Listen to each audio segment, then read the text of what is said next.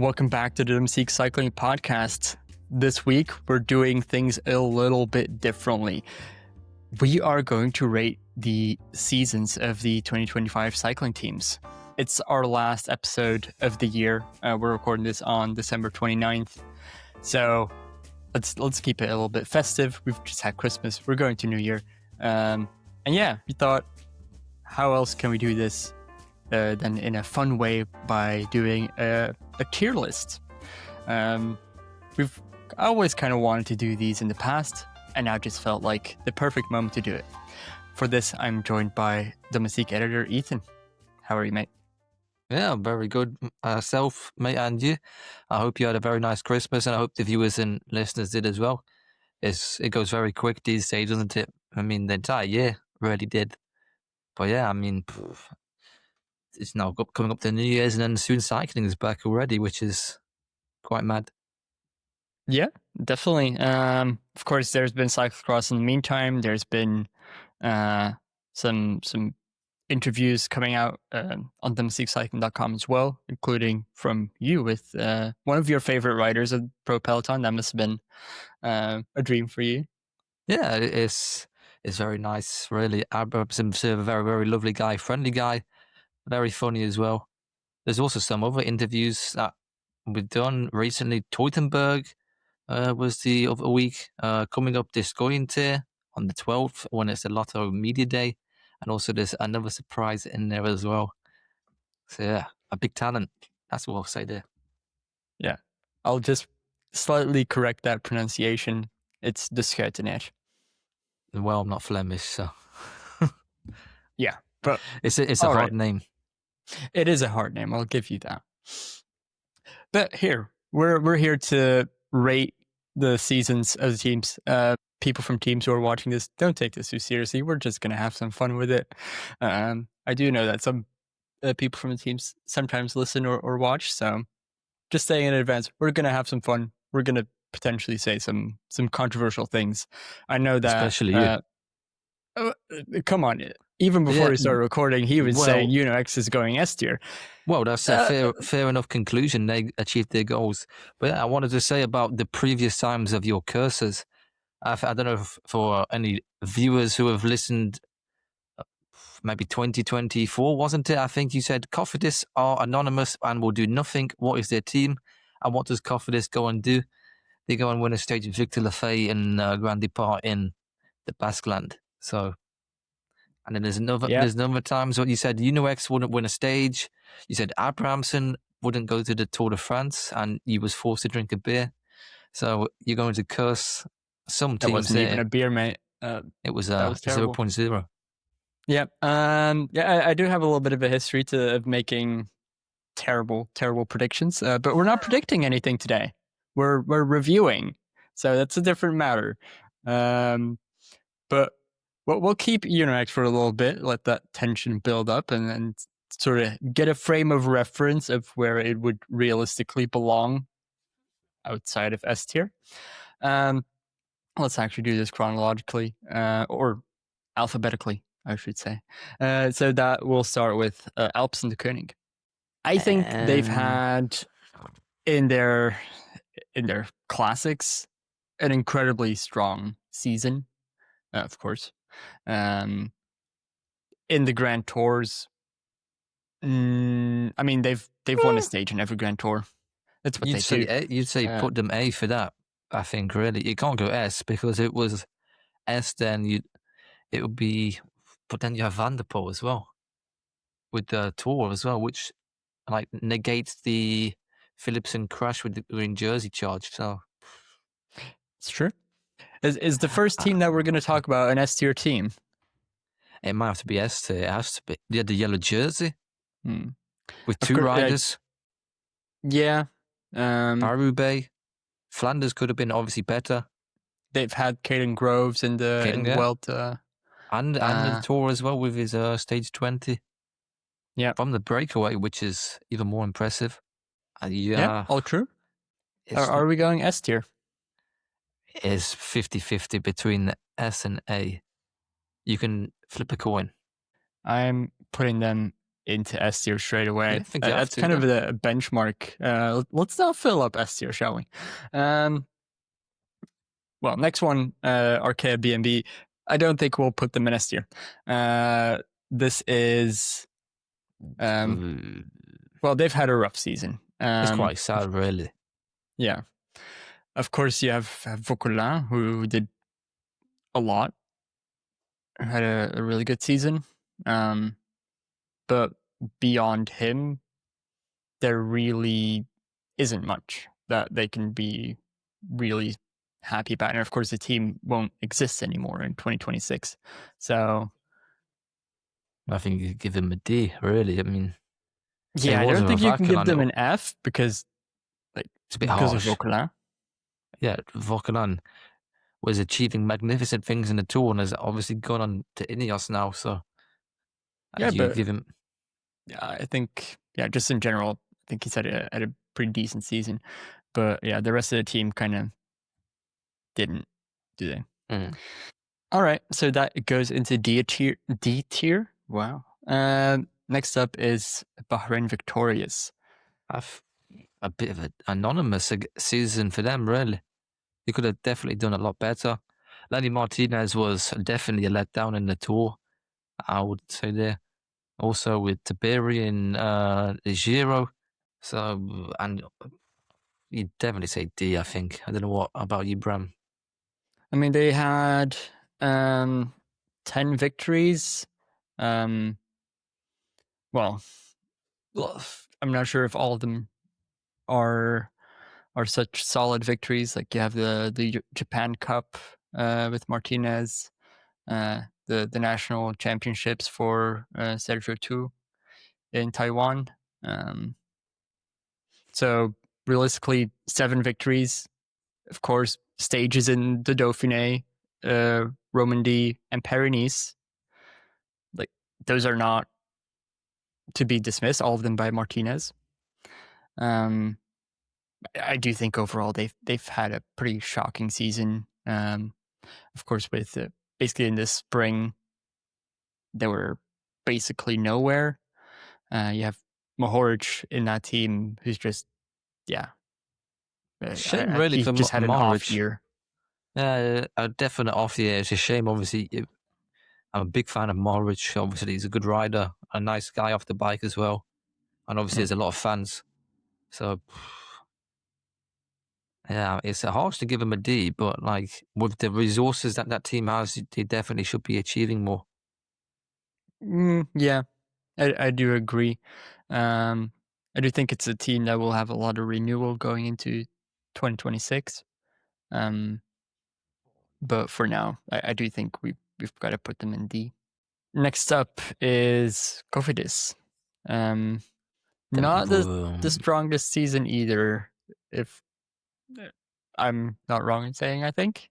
Like, there's no shame in that. I may have to give them an F. They got relegated. Ooh, okay. I mean, for a World Tour team, I mean, yeah, like they've had 9 victories. One of them was a stage in Italy, a Basque country. You had one of them was a Tour Down Under stage. Yeah, with Kokar, and then everything, like those were the only 2 in the World Tour.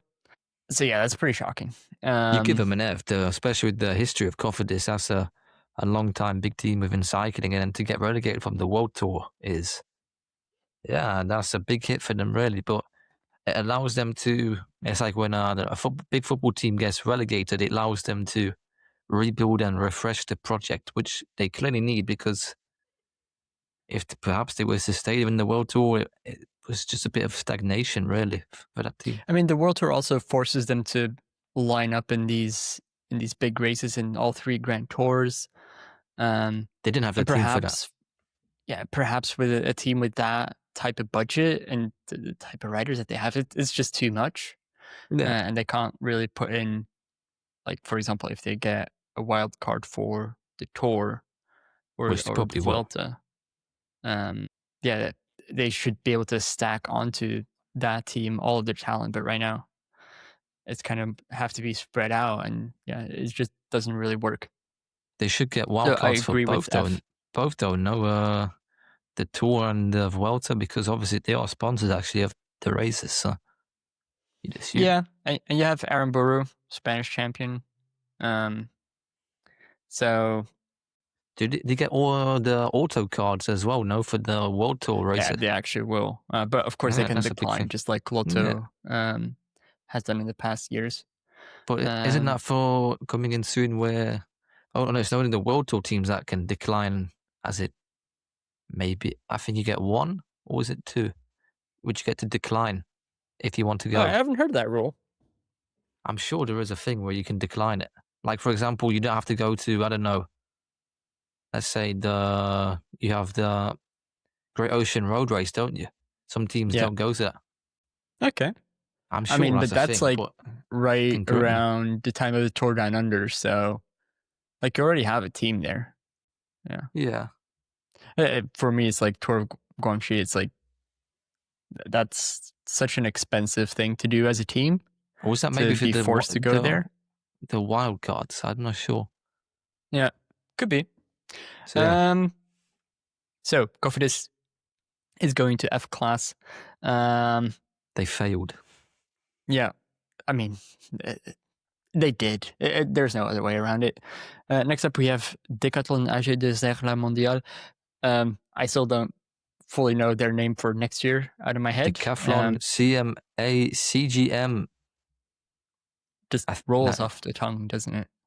It's some shipping like giant, which is good for them. Obviously, they have a lot of money. Yeah, it is just, well, it's just such a, to me, a random collection of letters. I'll get used to it, but also just kind of sad to see AG2R disappear out of the sport after such a long time. But of course, they're getting a lot of money in return. Been in the sport probably since long before I was born. So, before I was born as well. So that's a long time for you.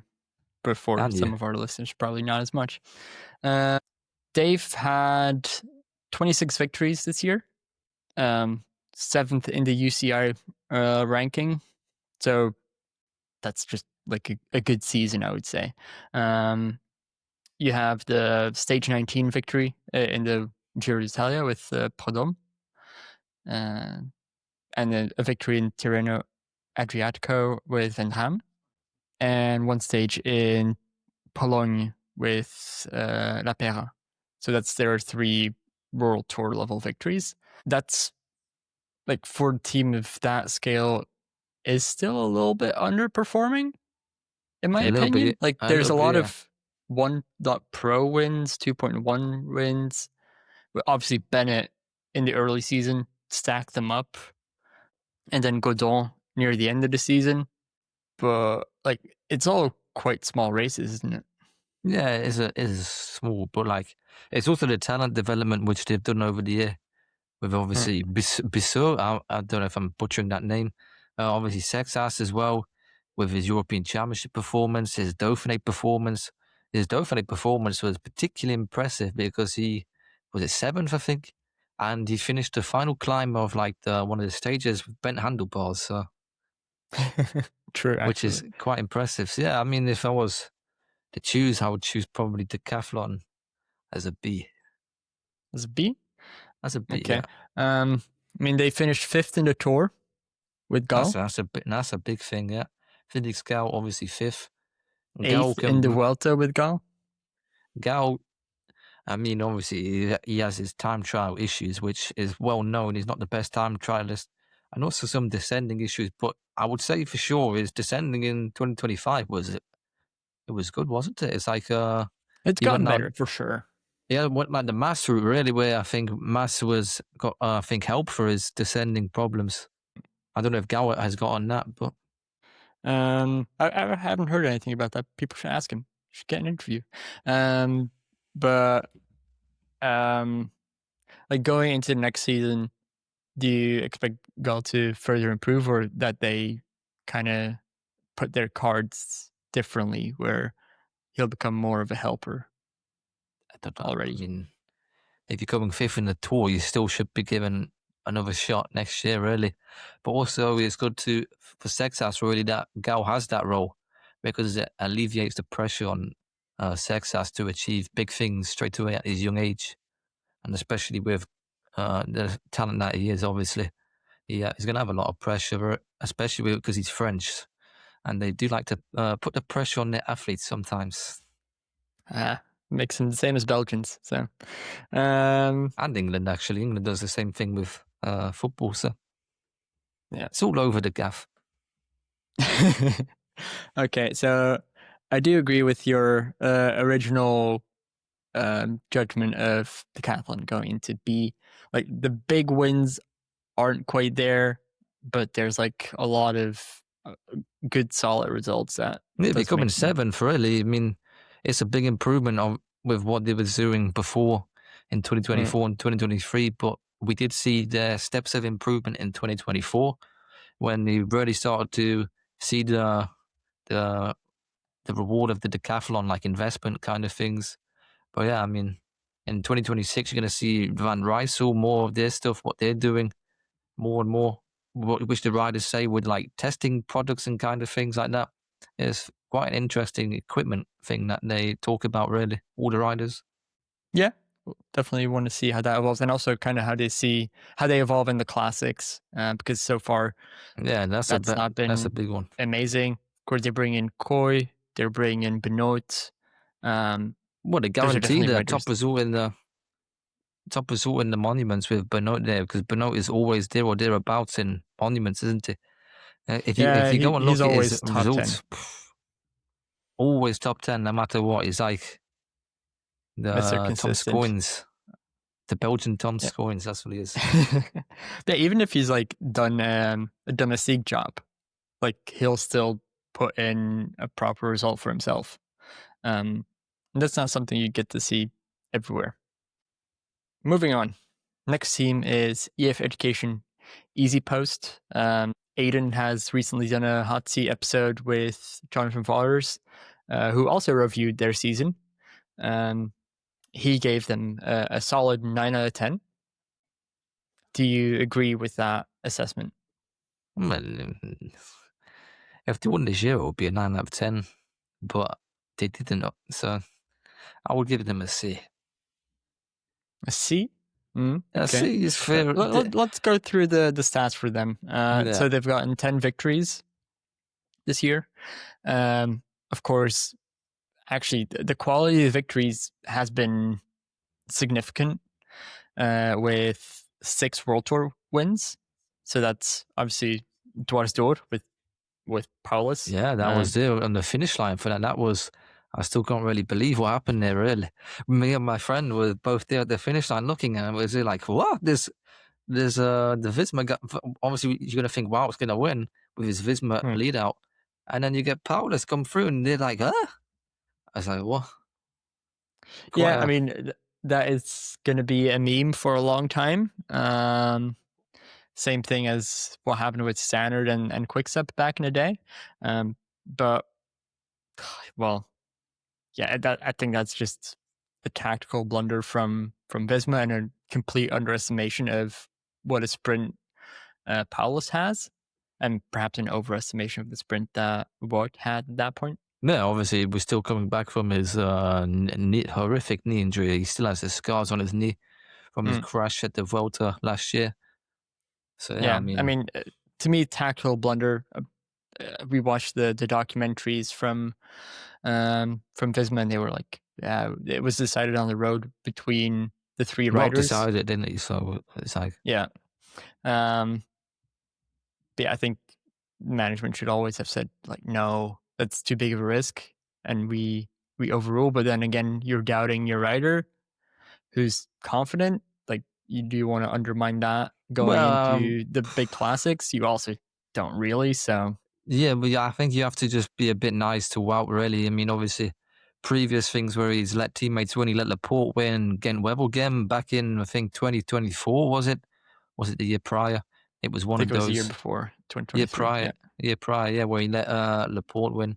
So, yeah, and obviously with his situation that he had, with his coming back from injury, it would have been a nice boost and motivation to go and win For the sure. Warsaw of Landwin. I know it's not the biggest of classics. It's a World Tour race. It's a one-day World World Tour- Tour race. So Yeah, it's a big thing, kind of. it's worth And winning, obviously, for sure. Jorgensen won it the year prior. So, I mean, it would have been nice to keep the streak going, but It's also yeah. the race in which he crashed the year before. Like that huge, heavy crash. That maybe played a part of it, really, to kind of turn a page in the book. Yeah. Of course, then they went on to win a stage at Itulia with Healy. Absolutely crazy long distance attack. That's just what we know with Healy. That's trademarked. Yeah. There's another one of those in the Tour de France as well. Same story. Took then we have jersey. He did, yeah. So that's already like a proper good season. If you've got the yellow jersey, you've had a good season, haven't you? Won 2 stages in the Giro, one with Carapaz and one with Asgreen. So yeah, both of those victories were very good, really. Carapaz is late surge, really, on that final climb, and then Asgreen from the breakaway, which you would not have expected for it to be a breakaway, but obviously going into, was it Novo Mesto in Slovenia, they had like the big crash, which took down Ciccone and other contenders. I mean, I think even the morning of that stage, or like the day before, I had sent you a message saying, hey, did you know that Kasper Asgreen is in the Giro? Yeah. Because he had not been on camera for a single second up to that stage. And then it's like the curse again, you know? Yeah, it was kind of like, oh, well, I've done it again. But that's just clever racing, just conserving strength till there's an opportunity and then taking that opportunity with both hands. So that was incredible. And then Vincenzo Albanese also won a stage in the Tour de Suisse. So those are the World Tour level victories. The Albanese one was also good, if I can recall as well. I personally can't recall that stage. But yeah, how was it? I think he just out sprinted everyone. Classic. It was like a kind of a bit uphill. But I mean, you'd expect Albanese to maybe win more than like a stage, really, because he's a very good kind of versatile sprinter, isn't he? When the going is tough and there's a flat finish, you'd expect Albanese to be up there competing for victories. Yeah, the thing is, it wasn't actually a flat finish at all. I'm just opening the stage profile. It was actually on top of a climb, but like one of those basically headwind climbs where all the peloton stays together. And then everyone sprints at the end. Yeah. With Albanese instead of Fabio Christen and Lewis Askey and Quinn Simmons. So that's like not a typical sprinter results, although Tour de Suisse, there's never a lot of sprinters there. So definitely well, nice they won't win. be there in 2026, really. Obviously, Pogacar's going to be there, so it's a bit of a tough one for them. I don't know what the course is appealing to Pogacar yet, but who knows? Yeah, but Tour de Suisse it's never really a sprinter. Yeah, it never is. No. But we'll put EF Education EasyPost in B, I would say. I said C at first, but then obviously you had the yellow jersey as well for a team like EF, who do two things properly. So yeah, you'd probably put them as a B. All right. Next team, we have Groupama FDJ. A difficult one, I think. They've had 15 victories. Let me just count the World Tour ones. 2 in the World Tour. So it's not great. Of course, stage 1 of the Tour de Suisse with Grégoire. And then also stage 3 in the Vuelta with Gaudu, who after stage 5 completely disappeared in that Vuelta. I think he also won GC of Tour of Britain, didn't he, Grégoire? Yes, he did. Yeah. But of course, that's not World Tour. Beating Remco, though, that's a big thing. So yeah, that's true. That's true. That just shows you Grégoire, really. I mean, he is one of the best punchers in the world. He's at least maybe top 5, I think. Really, and when it comes to those finishes that he beat Remco on, yeah, I would say. They need to utilize him more, really. in my opinion, for things like La Flèche and things like that. I mean, La Flèche is always going to be on because Pogacar just wipes the floor with everyone, but You also can't forget his age. He's 22 years old. Like, and you have a give rider with it some that time. talent. It's Yeah, but like, I like the approach of bringing him a little bit slower. not Because rushing him. Yeah. yeah, I mean, it's so common these days to bring these super young talents and put them in the biggest race straight away and expect them to perform, and often they do. But like taking the bit of the older approach of talent development and like trying to take it a little bit slower, Yeah. I don't think that's a bad thing. But yeah, so the win in the Tour of Britain did give them the most UCI points, next to the 16th place for Guillaume Martin in the Tour de France. Guillaume Yeah, Martin is always does that. What a legend, really. There's yeah, warriors top on. 20 in the Tour. That's where you'll find Guillaume Martin. But besides that, yeah, I don't think they've had a cracking season, have they? Maybe you give him a C. You'd expect maybe Yeah, more from Stefan Kung. Stefan Kung was a bit yeah, he disappointing. was nowhere. You, Seventh in the Ronde. and Yeah, then he had that attack, didn't he, in Omloop as well, the late attack. That was, I think, the only yeah. time I think I've seen him on TV. I think the entire year. No, he did not have a great year. I'm now doubting between C and D. It's you need like a C/D category, and so No, I think I'll put him in yeah, D. I think Groupama in D. This is a big one coming up next. Coming up next, we have the INEOS Grenadiers. I feel like you wanna start this. You're gonna think I'm gonna slate them, but no, I'm gonna. I think they did all right, really. Okay. The 28 tour victories. stage, yep, 2 tour stage wins. They didn't race boring, which was obviously a big thing with the Team Sky days, where they just was like, yep, let's put a mountain train and boom, cheers to the finish, you know. But yeah, the attacking approach to racing was nice to watch. You had Tobias Foss did some mad break in, I think, Liège-Bastogne-Liège, where it was just completely crazy of a breakaway. And Egan Bernal getting a stage win it was a weird circumstance, obviously, with the neutralized finish, and like the most weird finish probably in cycling we'll see in a number of years.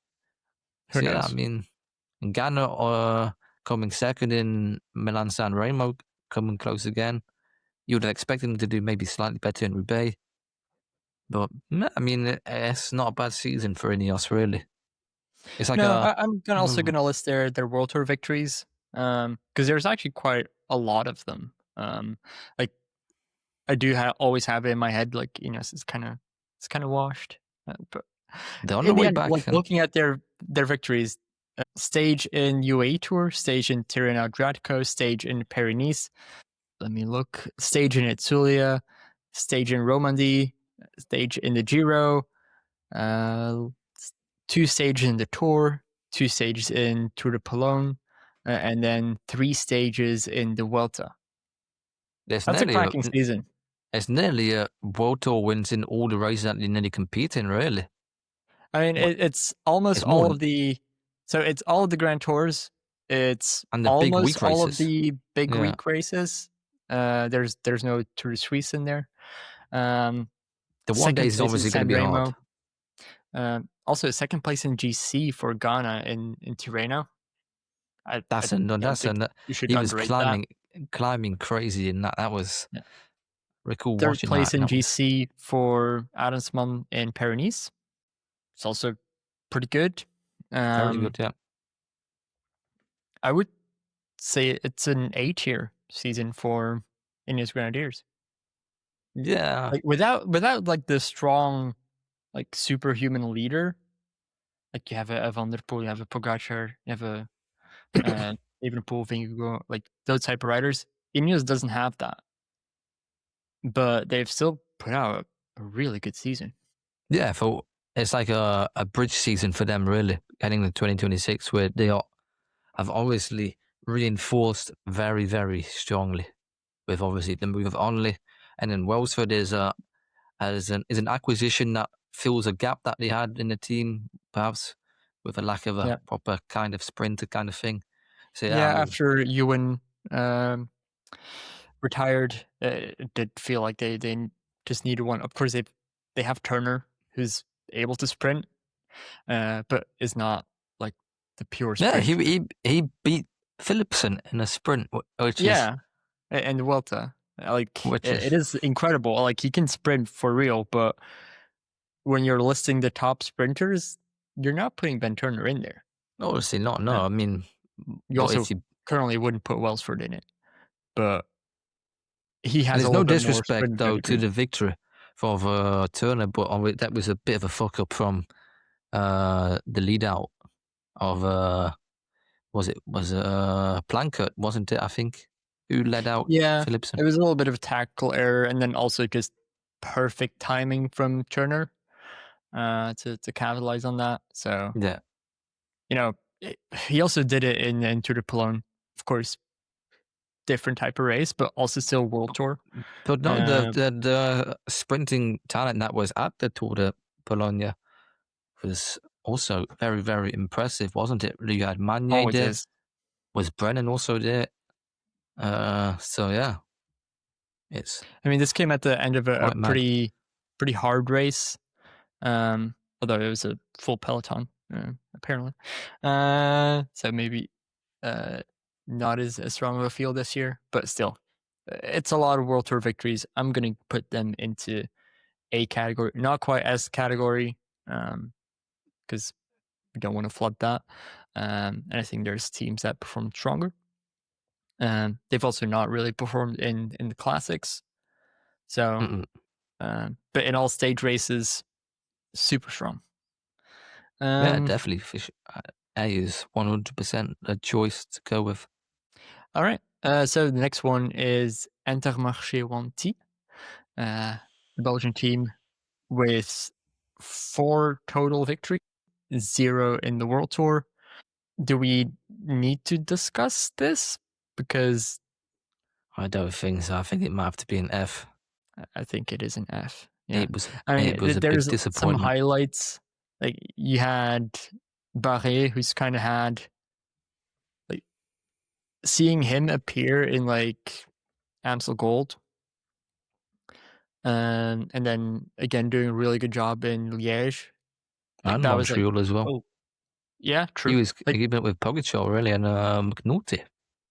Yeah, and obviously with his transfer, which is going to go through any time, probably now really, to Visma.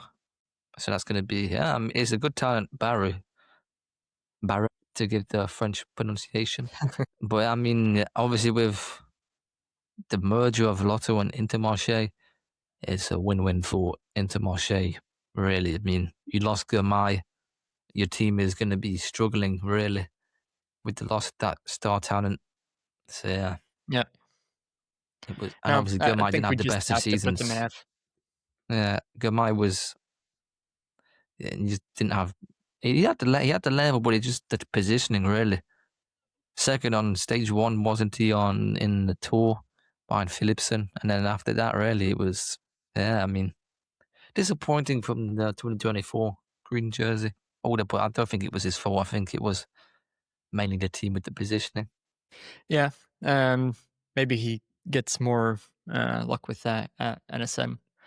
Going on to his team, his new team. Well, obviously with the renamed team. Yeah. So for people watching on YouTube, sorry that the logo is a little bit bad, but I can't even see it, right? You just see the little star.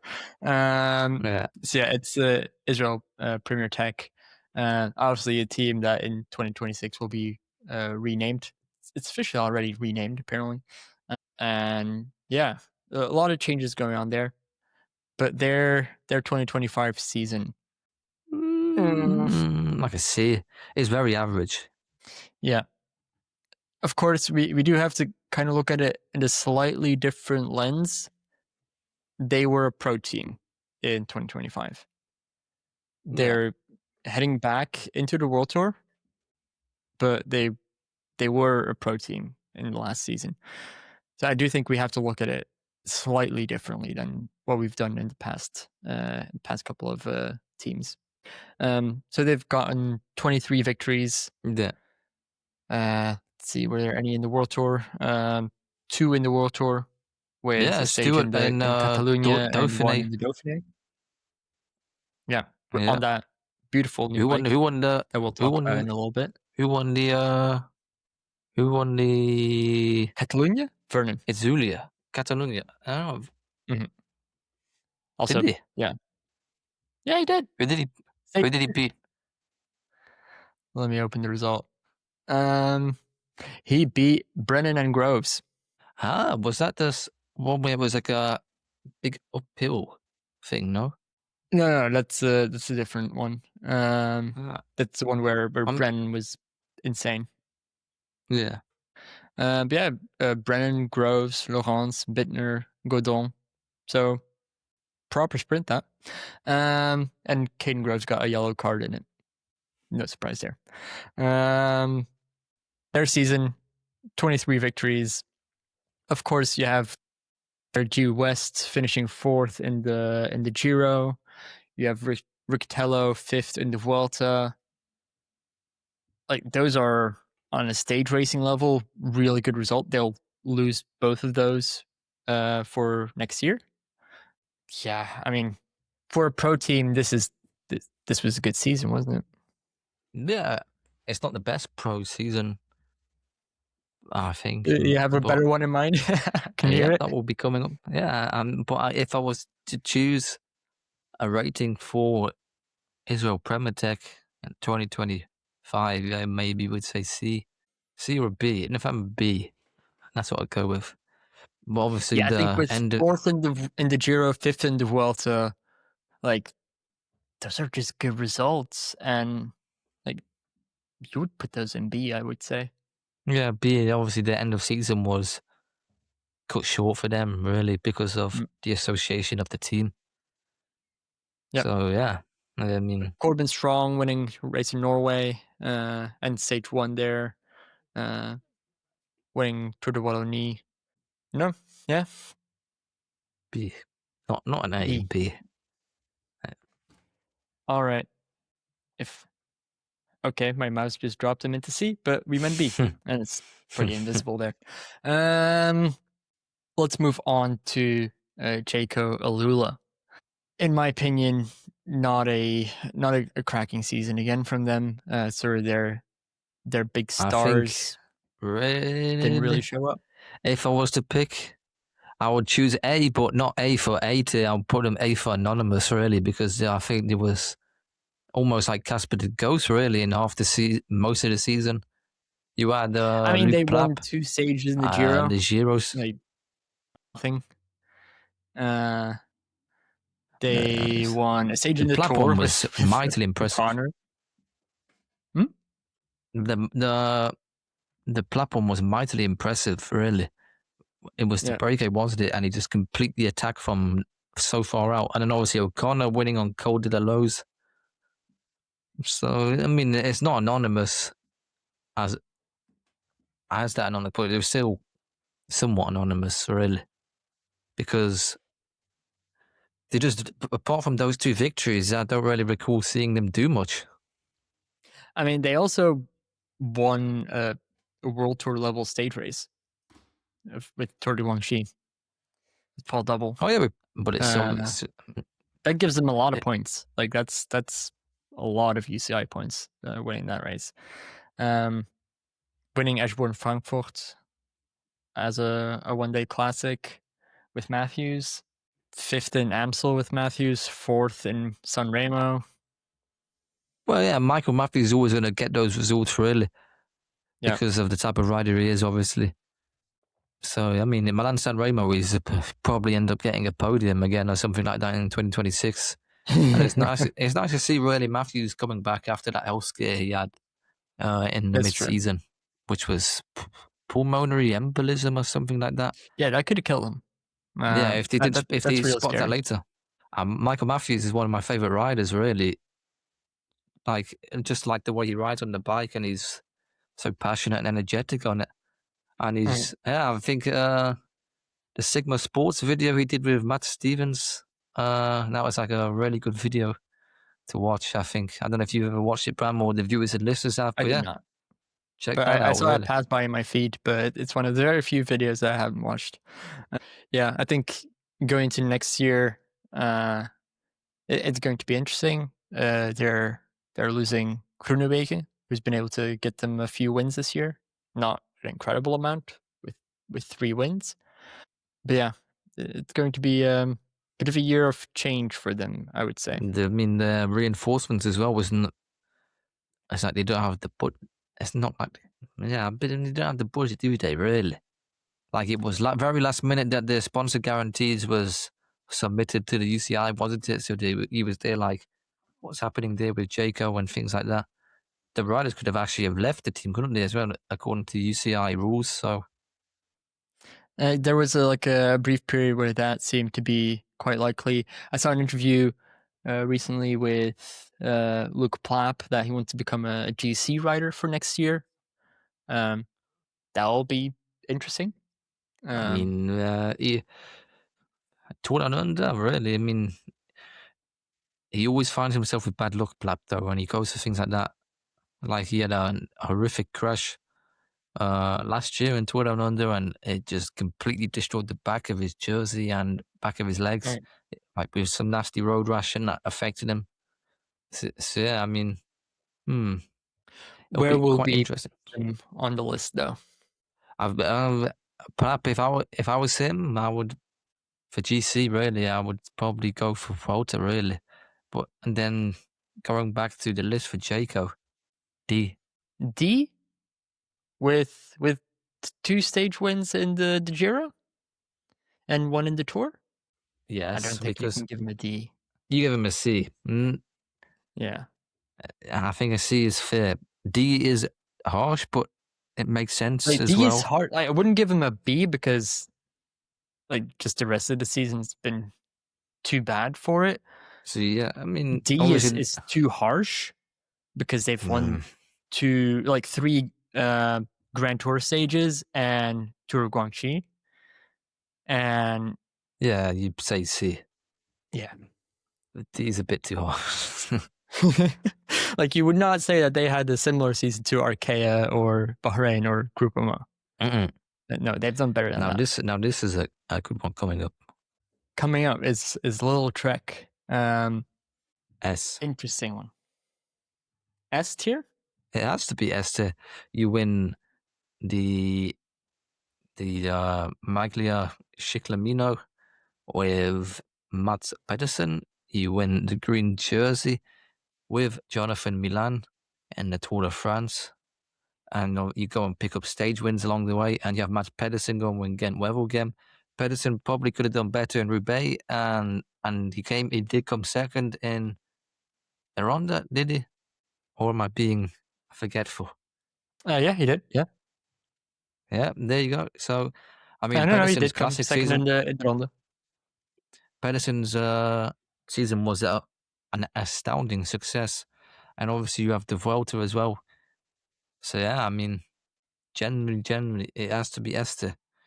Yeah, I mean, I was going to argue with you on S tier for Lidl-Trek, but just looking at their wins, it's and even their results, it's like pretty easy to say S tier. Like, they've won 6 stages in the Giro, a stage in 2 stages in the Tour, 1 in the Vuelta, first place at San Sebastian, winning Amstel Gold with Scalmos.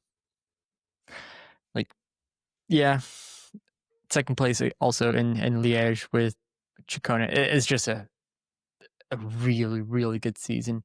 Yeah, it's S tier. It has to be. All right.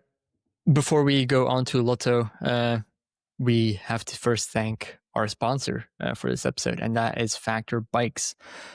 Factor is a producer of bikes that is still self-owned. They're not owned by any larger group above it, so they are able to innovate their bikes quite quickly and be able to produce the fastest bikes in the pro peloton.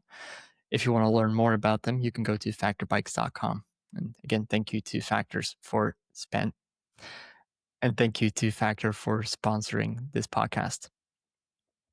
And now let's get back to our rating list. Moving on with Lotto.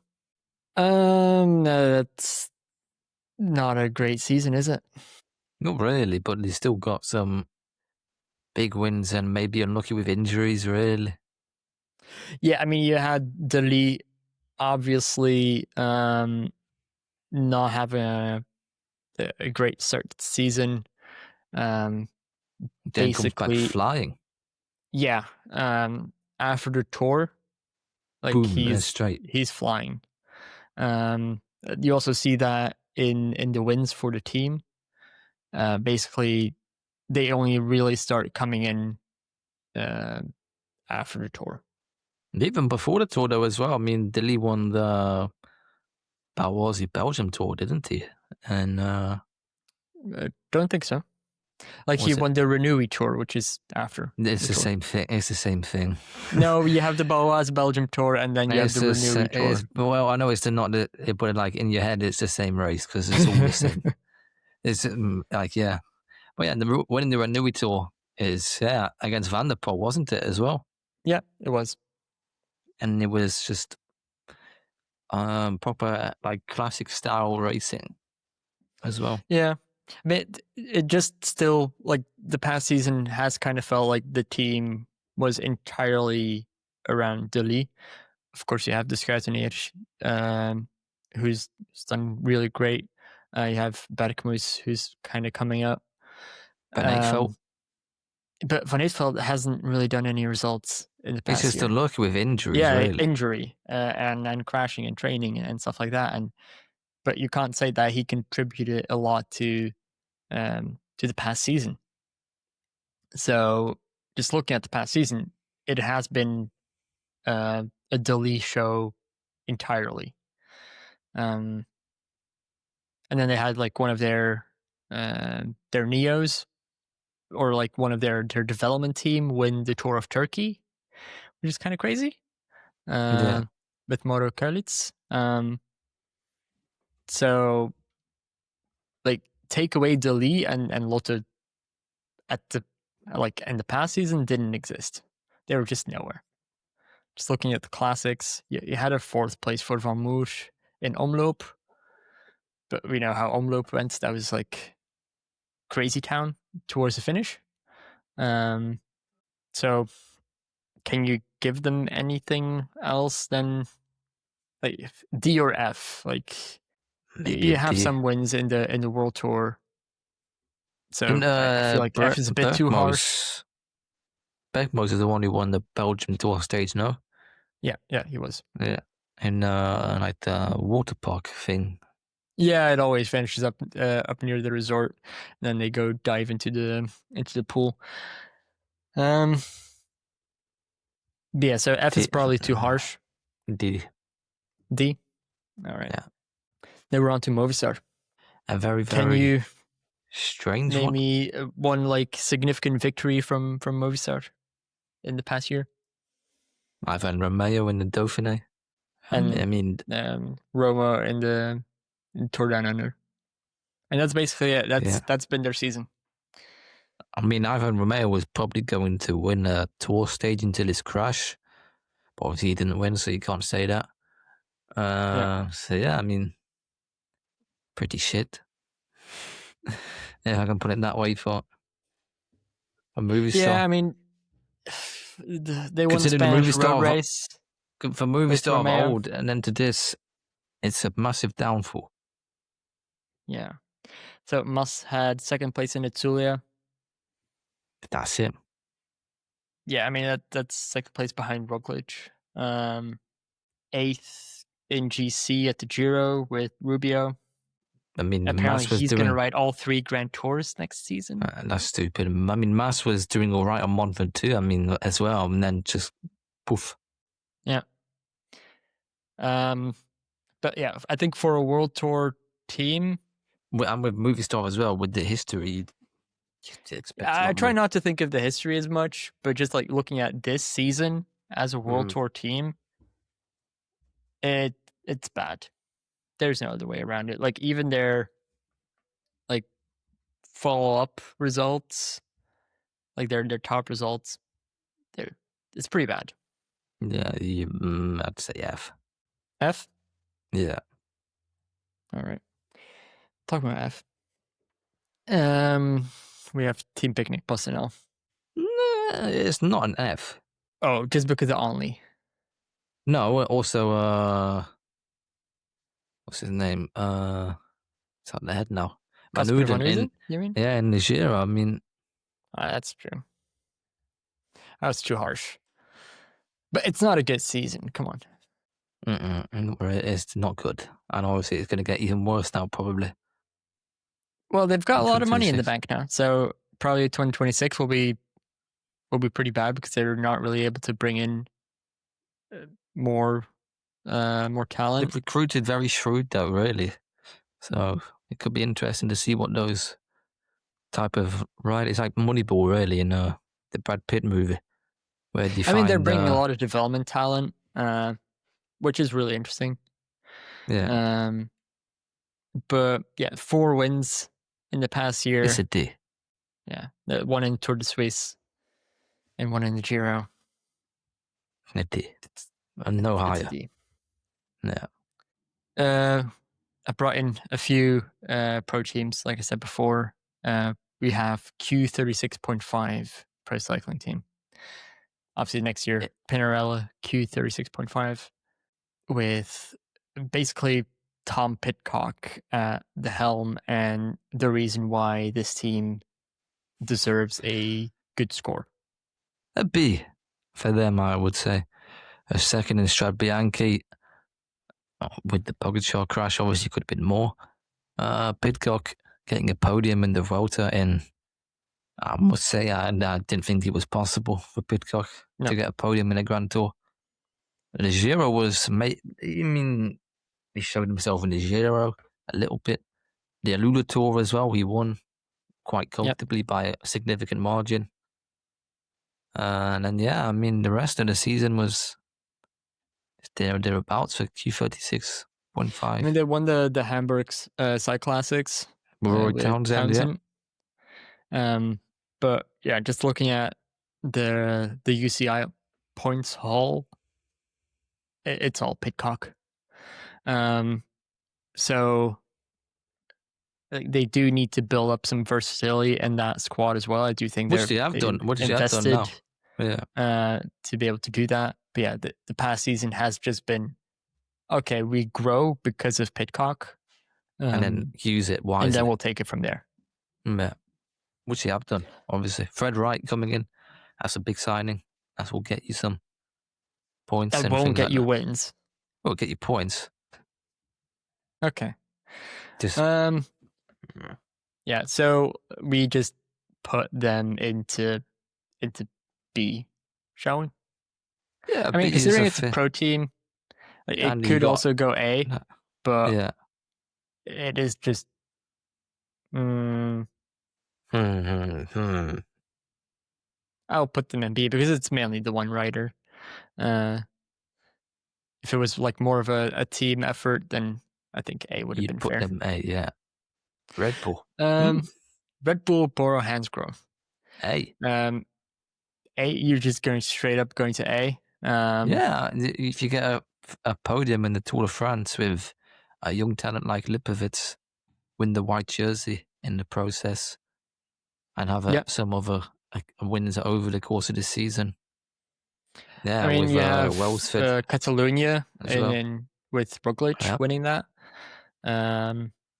Copenhagen Sprint with Mays. Like, we'll see in the future how much the Copenhagen Sprint really means or what it becomes. Because like the first edition of a World Tour race is always kind of difficult. Like, what is the heritage of that race going to be? Don't really know. And then 4th in the Vuelta with Hindley, 6th with Pellizzari, 6th also with Pellizzari in the Giro. Mm-hmm. And then Lipowitz, of course, in the Tour. Yeah, in total, 23 victories. I would say is it an A? An A, yeah. Yeah. All right. And of course, they're bringing a lot of reinforcements for next year. I think that's going to be next year. The expectations for Red Bull are Definitely sky high. Yeah, they should be the top two. I mean, the world. They need an S tier season next year just purely because of the sheer amount of money that they're spending. Well, I mean, it's right, but at the end of the day, it's marketing for them. So I don't know if they will obviously definitely care about the results because that's what they like. But yeah, I mean, if they're saying that they want to win 1 Grand Tour and 1 Monument next year, then which I mean, is that very easily possible? With Remco winning a Grand Tour, then they shouldn't send Remco to the Tour.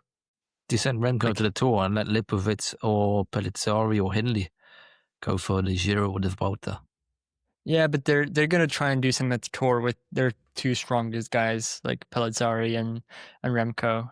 Who knows what if also the real goal is to win a Grand Tour, you send Roglic one of them. in the Vuelta. That would be nice to see Roglic go and do that. Yeah, but the Vuelta, it's super difficult to predict on who else is going to show up there. Even if Almeida goes to the Vuelta, I can't remember if that was confirmed. It was. Yeah, then Almeida might even be able to beat Roglic these days. Yeah, well, we'll see. And then Monument, super difficult with Pogacar around because he wants them all. He rides every Monument. So no, wait, he's not gonna. Is he gonna ride Ronde next year? Yeah. Okay, then yeah. Good luck winning a Monument. Next up, we have Soudal Quick-Step in their last season of the Remco Evenepoel era. 54 victories, which, if it was any other year and UAE wasn't around, would be an incredible amount of victories. You'd say A for them as well. Yeah, I mean, the big wins weren't really there. It's just like the lesser races. I mean, they've got that, and then 2nd place in Lombardia, 3rd place in Itzulia, 2nd place in Omloop. So, always close in the biggest races. Yeah, but the Tour stage as well with Paris-Pontre as well on one of the most iconic climbs in the Tour de France on Mont Ventoux. So yeah.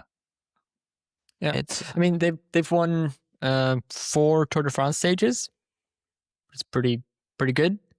None in the Giro and none in the Vuelta. I think that kind of goes to show a little bit of a lack of depth, perhaps. Mm-hmm. But then also the Merlier show is just ridiculous. Merlier is ridiculously good. Yeah, but also Magnier, you have those two are just stacking up the sprint victories between the two of them. So obviously, I think each of them was it 19 and 16 victories or something like that. I don't have the numbers in front of me. Magnier is 15. Was it 15? Okay, I think so. 15. Yeah. Thought it was a bit more. But regardless of that, the two of them are stacking in a lot of them. So I would give them an A tier season just based off of that, just the amount of points and wins they're able to get out of those, even if it's not in the biggest races. I would still rate their season quite strongly. Yeah, it matters definitely. So if you win over 50 victories, that's a big thing. Yeah, and of course, going into next season, they'll be a very different team. Classics focused. Yeah, very, very curious to see what Meunier does in the classics. That's possibly one of the things I'm looking for, because I have really, really high hopes. Because also just as a Belgian, seeing that team do well again in the classics, because like it was always that thing of Lotto and Quick-Step in the classics, the Belgian teams like kind of dominating those, and in the past years that just completely fell away. Obviously because you have outfits like UAE, but also Alpecin just taking over completely. So seeing Soudal take a step towards that direction again is like, it's good. Cycling heritage. Yeah, it kind of is. It's just like a little bit of nostalgia, even though it's not been that long since they won the Tour of Flanders with Asgreen. But even then, they weren't the dominant team that they once were in the Bonin era, for example, But or the also, Mappé you want to see a Belgian win the Ronde van Vlaanderen, don't you? Really, last one was 2017. Probably could be. You're catching me off guard with this one. You're a Belgian, and you don't know the last time. Yeah, no, I do not. Belgian team, that'd be great. But that's the only one that could potentially do that is De Lee. Remco. He's not in a Belgian team. Well, but a Belgian rider. That's what I was going to say. Belgian rider Remco could potentially do it, but he's not doing it this year. Although he was spotted training on the course with like 2 coaches behind him. So he's that's not really just a training. Everyone. He is baiting everyone. He's going to do it. Yeah, I think he was just having a testing day, to be honest. I don't think he'll ride Ronde this year. I think he will. I hope so. I don't want to get my hopes up too high. All right, next one is Total Energie, a team obviously financially not super strong. Will change names at the end of the 2026 season. They'll need to find some new sponsors. Obviously also a pro team, no victories in the World Tour. Their biggest points haul came from Jordan Jayco, who finished 10th in the Tour. And beyond that, they've got 13 victories, but all in really small races. Yeah, I mean, it's not the best of seasons. Obviously, I interviewed Jayco the other month. That was, I mean, it was kind of unexpected for him to get that top 10, but he just kept fighting and fighting and fighting, and like getting himself in the breakaways, etc., etc. So yeah, I mean, there's not much you can do really with Total Energies. The roster is, they have Steph Kras. The roster is what it is. Steph Kras is now left, so it's a bit bleak. Yeah, I mean, it's also known that they've only got 1 year left under this sponsor. You do have quite a few people from Arkea now coming into Total Energie. Which is kind of like, you're like, this team has gone down, and then you're going to the team that only has financial certainty for 1 more season. Yeah, that's kind of bleak. It is very bleak. I think that's the word to describe the outlook on the team, and obviously the 2025 season. So a D. Yeah, I was F, but they've still got 13 victories. Yeah, I mean, it's a D. Oh, I dropped it in F by accident. Total accident. Tudor. Next one is Tudor Pro Cycling. Again, the logo's a little bit hidden for those watching. But yeah, Tudor, interesting because of Alaphilippe. And obviously, true. Stora has had an amazing season. And Hershey. Not always winning. Hershey was let down. Like a lot of... Hershey was a letdown, I think. Yeah, I definitely agree with that. So they've had 15 victories. 2 in the World Tour, with Alaphilippe winning Quebec, and then Stroll winning stage 7 in Paris. Beyond that, like 3rd place in Lombardia for Stroll, the GC of Tour of the Alps for Stroll, and then 10th in the GC at the Giro for Stroll. You'd say B.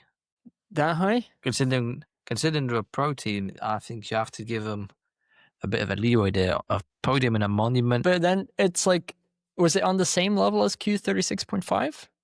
Who's gone a Vuelta podium? And like, what was it? Second place in Strade? Monument podium is still good. Not obviously Store's achievements. It's a nip and tuck whether you can choose B or C. Maybe you'd edge it B.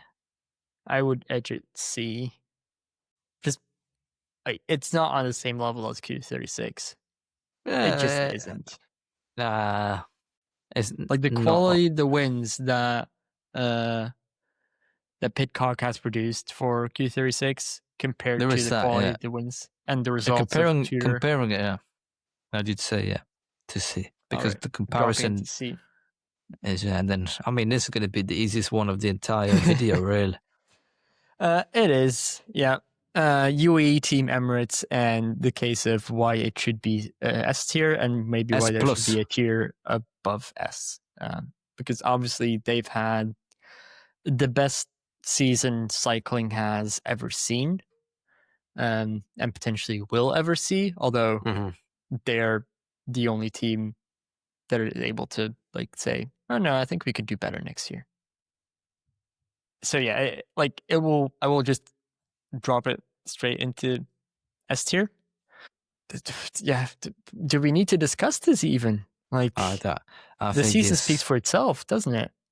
It's simple, really. Getting that many victories and the quality of the victories, obviously, it's like it gets better and better every time you look at it, really, I think. Yeah. And it's not just Pogačar. Like, that's the one thing with UAE that, to me, stands out the most. It's so spread, yeah. Like, you would say, oh, okay, they've got the best rider in the world. Of course they're going to win this much. But, like, Pogačar, like, how many did he win? Like, 20 something? Like, just about 20? I don't have the stats. But they've gone 97. Like, take Pogačar away out of that team, and they've still comfortably got the most amount of wins in the World Tour. Like Del Toro, like all of them. Like, I think there's like only 5 riders in that team who haven't won a race this year. Almeida winning pretty much was. I mean, Ayuso as well. Ayuso, yeah. You have Narvaez winning Tour Down Under, which is Narvaez, Jay Vine winning a few things. McNulty. McNulty winning, was it Montreal? Obviously had Pogačar's big success. Pogačar's big success in, but just everything. Who else? You had Jan Kristen a little bit, maybe 1 or 2. I mean, it's insane. Yeah, I think just S tier. We don't need to spend more time on it. This one I've put in for a little bit of fun because I do like discussing their team. But the Unibet Tietema Rockets. A. How would you say? A? Okay, that's very high, I would say. Like, obviously they've had a really good season, but they found the right area to grow in, really, and they've taken that step from the continental level to continental pro, and with the nature of the way that they was racing was very nice to see and interesting to watch. Obviously, the success of Cubis as well. So yeah, I mean, they've had 5 wins in the past season, so it's not incredible. Like, in terms of wins, but I think in terms of storytelling that this team does, is building the project. That's where they shine. Yeah. And there's this, like, they're just building up this hype around this team, like the world, like the the wild card for the Tour next year. Like, people are discussing that. Like, that's potentially a thing. I think it's pretty much that's got to be guaranteed now. I think this year they might first do like Paris-Nice or something. They'll get Roubaix and things like that. Stuff like that. Like same organizer and get a little bit more familiarity.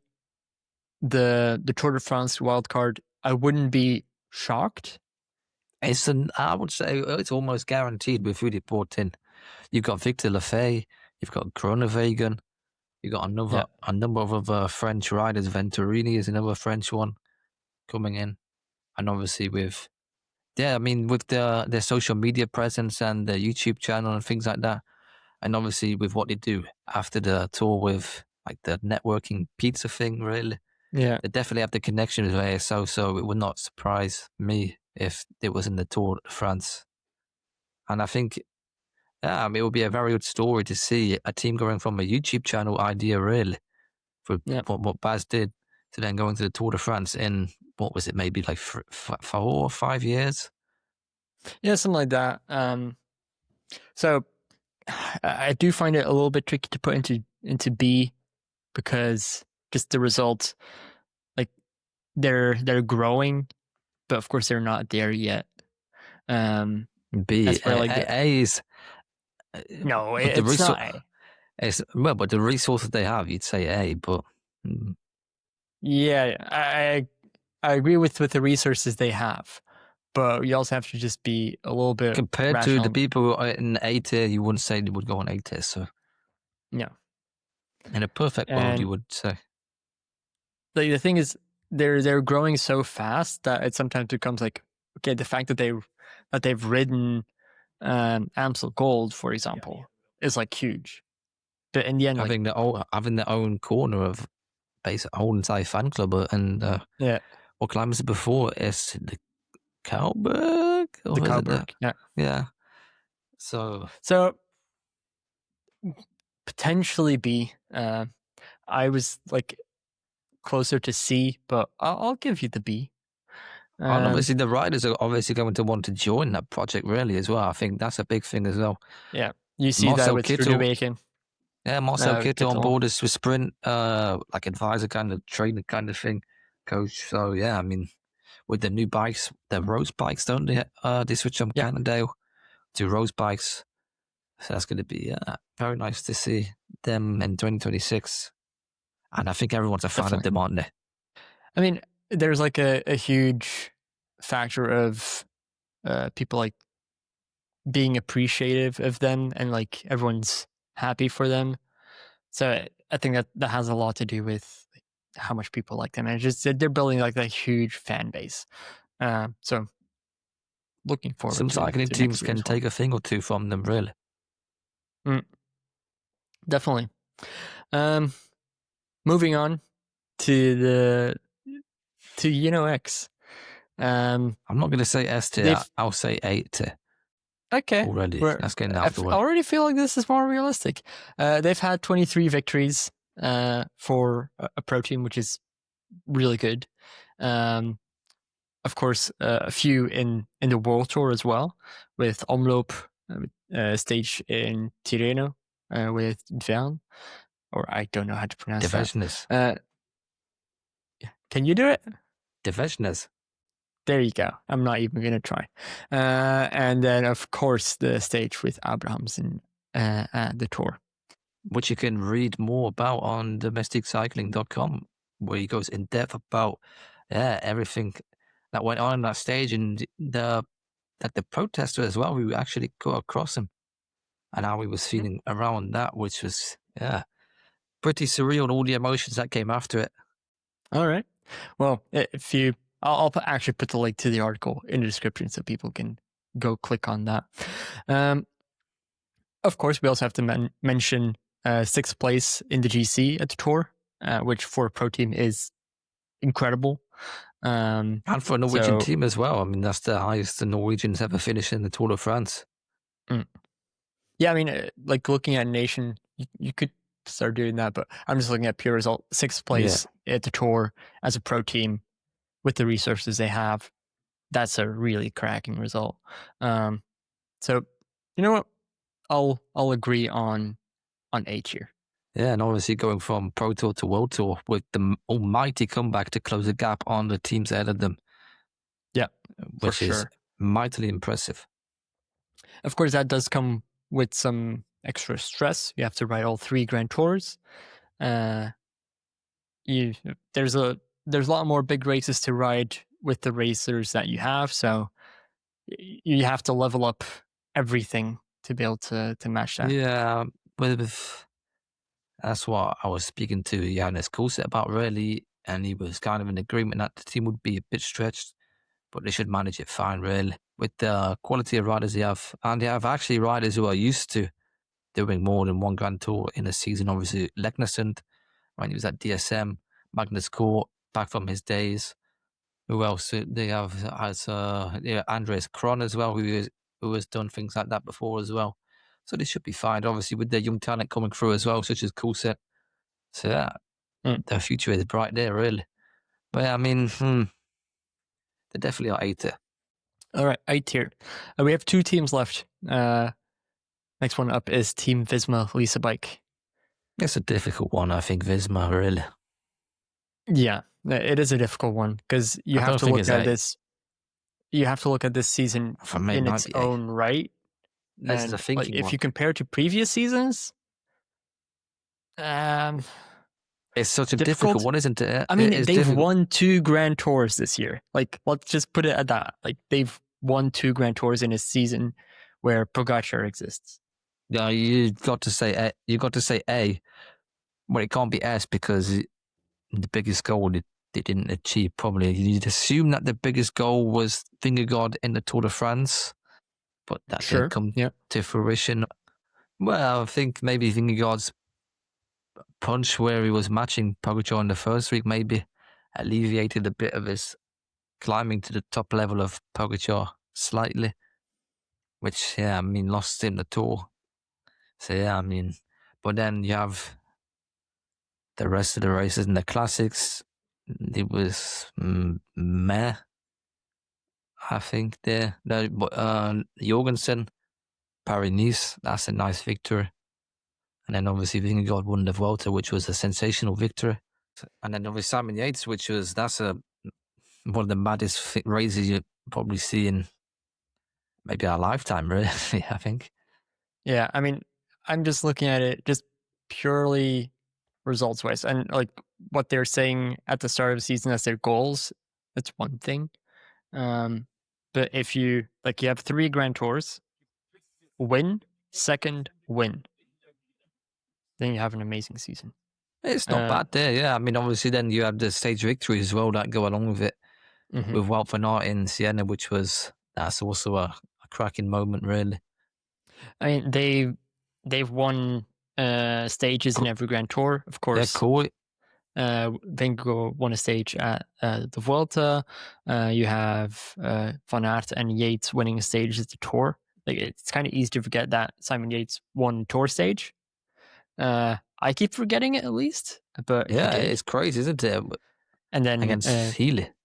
Yeah, and then Koy and Van Aert winning stage at the Giro. So, like, by no means have they had a bad season. It's definitely A tier, but it can't be S tier. Like, I find that so weird. 2 out of the 3 Grand Tours is, because if you then win the Tour de France, you'd put it S tier. Yeah, but like compare that to Lidl-Trek. Like, would you say that like Lidl-Trek has won more Grand Tour stages, just purely Grand Tour stages, but Visma has won 2 Grand Tours and finished second in the other one? Like, Lidl-Trek has won a classic. But Lidl-Trek then did win 2 out of the 3 points jerseys. But do you go to the Grand Tour to win the points jersey? Is that the same as winning the GCs? No, it's a different team's ambitions, though. Really, some teams want to go for the points jersey. And then you have Matthew Brennan. He's had an amazing season. Of course, he's been mainly played out in smaller races, although he won multiple World Tour level races as well at his age. By no means have they had a bad season. It's maybe being tour biased a little bit. Yeah. And just having that expectation of, well, if Vingegaard doesn't win the Tour, their season has failed. Like, surely not. It's above A. It's like A plus. But S has to be perfect. It does. And also the reason for had a perfect season.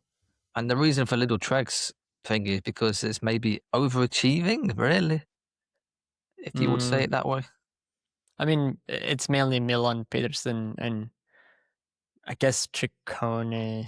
Yeah. Perhaps Ciccone overachieved a little bit, but nah, I think it's fair like this. So Visma goes in A tier. And then last, but really not least at all, is XDS Astana. I think magnificent, really, with what they achieved coming back from the depths of hell, really, wasn't it? The depths of hell of UCI relegation, which was looking basically 99% likely, but then they changed their ways, their methods, and their approach to racing, and yeah, it paid off for them, really. That is why I would say A tier for them. Yeah, I mean, the way that they tackled this season has been incredibly smart. The races that they've won, so they've gotten 32 victories. The races that they won are not the biggest races. So, like, with this framework that we've kind of used in the past, like, they're not on the same level, but the fact that they've done this with the riders that they have and what they've done in the past season is, like, the way that they kicked off this season has just been huge. Just imagine thinking this time last year, would you have said Astana would have done this? No. No, but by the time the Giro started, they already won 15 times. Scaroni in that early season was on the level of Pogacar, really, wasn't it? It was absolutely incredible. And then, of course, in the Asian races, you have Monicelli, who's just stacking them up in the sprints. But yeah, I think, like, just with what and what the challenge they had before them, it is an 8 tier season. Yes, for sure. All right, that was all of them. If people disagree with this, and people probably will, you can actually do this tier list yourself, and I'll put the link to it in the description, and tag us on all of our social media. So that is at Domestique or at Domestique ___ on pretty much all platforms, or Domestique Cycling on Blue Sky, and mention us. Like, this is what it actually should be, you idiots. Which, well, we would just blame Bram around there for he was the one putting them in the box. So yeah, sure, blame me at me as well. That's at Cycling Bram on Instagram, on Twitter or X. I still call it Twitter. It's still Twitter early at the end of the day, so yeah, it is still Twitter. But yeah, that's it for the 2025 season. It's over. Our last episode of season. I want to wish you all a very happy new year. And we have lots of cool stuff coming into next year. Very cool stuff, Red.